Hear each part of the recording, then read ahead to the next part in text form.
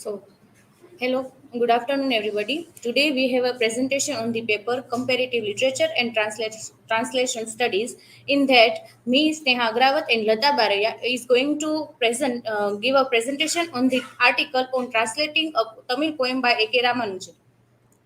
So, here is the table of content: Introduction, A.K. Ramanujan, abstract of article, key arguments, analysis, outcome of article, and conclusion. So let's see the introduction. Firstly, article start with the talk of world literature. In the beginning of the article, Ramanujan asked the one question: is that how does one translate a poem from another time, another culture, another language? Subject of this paper is not the fascinating external history of this literature, but translation, the transport of poems from classical Tamil to modern English, the hazards, the damage in a transit, the secret paths, and the lucky bypasses. Ramanujan took various examples of Tamil poems that he translated into English, and he described difficulties that he faced during the translations. So let's throw some light on the A.K. Ramanujan. He was a poet, scholar, professor, translator, and playwright. His academic research ranged across five languages like English, Kannada, Tamil, Telugu, and Sanskrit. So Ramanujan's let's see the Ramanujan's conception of translation. So Susan Besnet and Harish Trivedi said in their article that in this published work Ramanujan reflect on a translation often in the context of poetry, and convinced of it, it is a multi-dimensional process in which the translator has to deal with his or her material, means resources and objectives at a server level simultaneously. Ramanujan was actually conscious that even the most scruples translators care and craftsmanship cannot solve the problems of attempting what John Dryden in a 1618 had called metaphrase, the method of turning author word by word and line by line from one language into another. Ramanujan developed his conception of outer and inner poetic form from two culturally incommensurate sources. On the one hand, he owed the distinction in a part to Noam Chomsky's analysis of surface in deep structure in a discourse, and to Roman Jagbon's rather different structuralist analysis of the grammar of poetry, especially the latter's distinction between verse instance and verse design. They further said that Ramanujan also applied the distinction between outer and inner from his own practice as a scholar and a poet when in a rare and therefore frequently quoted comment. He said that English and my disciplines give me my outer forms, linguistic, materialical, logical, and other such a way of shaping experience. In my first 30 years in India, my frequent visits and fleet shift my personal and professional preoccupations. With Kannada, Tamil, the classic and folker give me my substance, my inner forms, images and symbols. They are continuous with each other, and I not longer can tell what comes from where. To a remarkable extent, Ramanujan's differentiation between outer and inner form, which he formulated in the 1960 or early 1970, paralysis in the distinction between phenotext and genotext, which Julia Kristeva developed it around the same time from the same structural linguistic sources, but which she deployed in a post-structuralistic psychoanalytical theory of signifying practices. Here is the key argument that Faust once said that poetry is that which is lost in a translation. Even Pritchard's, the anthropologist, used to say, if you translate all the European arguments for enthusiasm into Azande, they would come out as arguments for a good in Azande. Such observations certainly disabuse of the commonly held notion of literal translation. Walcott argued that English does not have left branching possibilities, but they are a bit abnormal. Hopkins and Thomas's poetry, the leftward syntax is employed for a special poetic effects. It alternates with other, more normal types of English sentence. In Tamil poetry, the leftward syntax is not eccentric, literary, or offbeat, but part of everyday natural speech. For further analysis, I would like to call Lata Bare.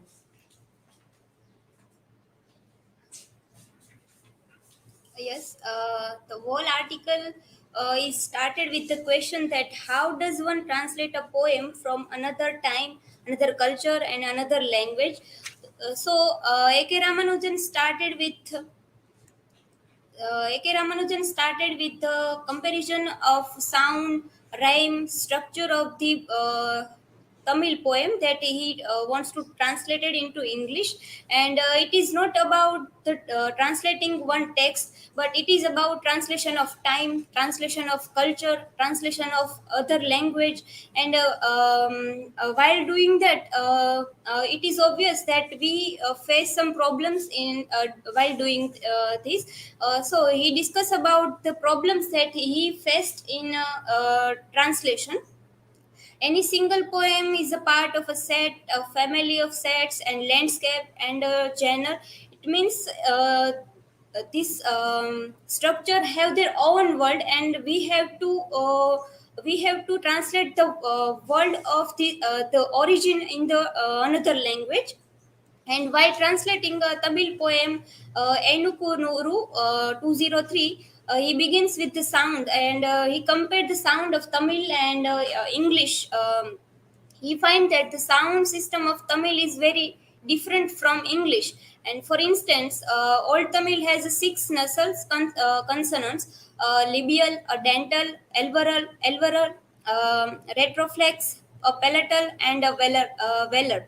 And in English, it is different. And how shall we translate a six-way system into a three-way English system that he is discussed in this article?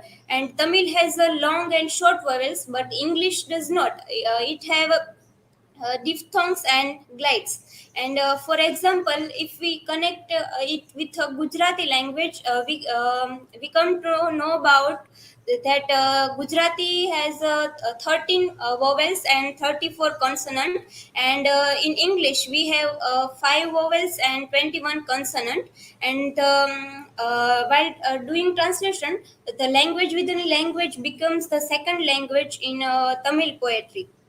Further, he discussed that while doing translation, we have to readjust the structure of the text, which the sentence, or the word which we are doing translation. If we take one example of the sentence that Ram killed Ravan, and if we want to translate it into Gujarati, we have to readjust the structure of this sentence, because if we translate it as it is in Gujarati, it becomes difficult to understand, and the meaning of this sentence is also changed while doing translation. So we have to add something in the target language, because the source language have that absence of this. And while adding this, we have to see that the meaning of the sentence must not be changed. And there are also some other words, that lexicon or semantics that are not translated. If we take example of Gujarati and Sanskrit language, there is a word in Sanskrit, dharma, and it is as it is spoken in Gujarati as dharma. So it shows the limitation of translation. And by asking the question that how translation can be possible, or if there is this kind of problems, then how we can translate a sentence or a text or a word. So this is the outcome of article that he wants to prove here that it can be possible. And how it can be possible, then he discussed that the first way is universals. So in it, such universals did not exist, as Voltaire said of God, that if God is God is not there, we have to invent them. And this in universals of structure in both signifiers and signifieds are necessary fiction, and indispensable as ifs of our fallible enterprise. The another way is interior sized context. So one is translating also this kind of intertextual web, the meaning it making web of colophon and commentaries that surround and contextualize the poem. Another way he is discussing is that systemicity.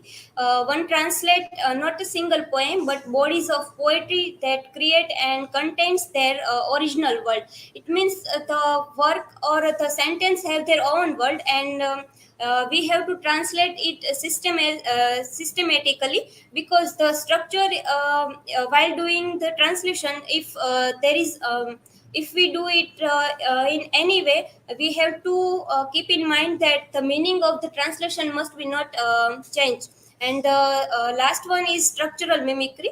If the structure of individual poems, the unique figures they make out of all the given chords of their languages, rhetoric and poetics become the point of entry. So one attempt structural mimicry, but phrases, sequences, sentences, not metrical units, but rhymes, not morphology, but syntactic patterns. Um, the last question that he arises is first he said that in his article that Frost said that translation is lost. The poetry is translation in poetry is lost in translation. So he wants to prove here that it is not like that. So what he conclude is that the translation must not only represent but represent the original. One walks a trade-off between two language and the from language in a double loyalty. And he also gave a metaphor to translator is an artist on oath. And he said that it is not like that the poetry is lost in translation, but he explained these things by giving the example of Chinese emperor, that they want to make a tunnel between the mountain.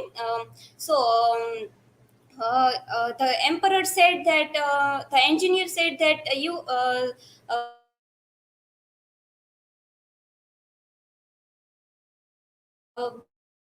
do work from both side of mountain, so we can and this both side will meet in middle, and we got a tunnel.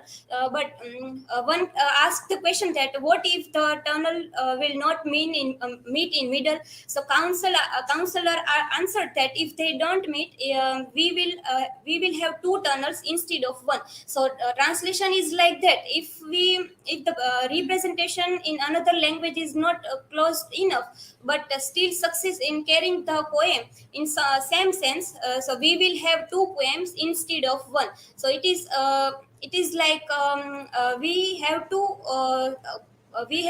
put say the same meaning and the same sense that the original work is saying, and by translating also we are saying the same thing that the original work is saying. But the difference is that we are using different sentences, different words, and different structure structure for our translation. So this is the citation, and thank you.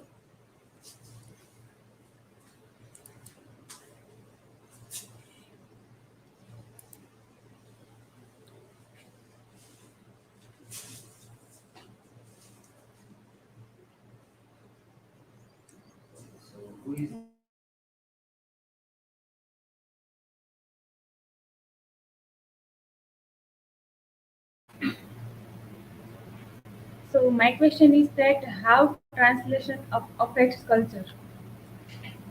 Yes, translation affect the culture because the translations of any particular text is represent their culture, and while translation you have to translate also their culture. So and directly or indirectly. So by translating you are taking them into the that language.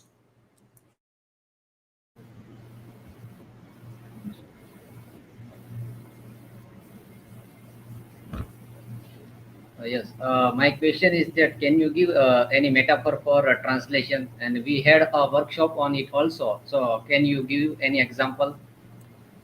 Yes, we can take an example of moon. That moon's calmness is best translation of sun's light. And another example, if we take the Ganesh's head, that we had a myth of Shankar and his son Ganesh, whose head is cut down by his father, and the similar head that they wanted to find for that, and they took the head of elephant. So during translation, we have to take the word or the example that similar with original one.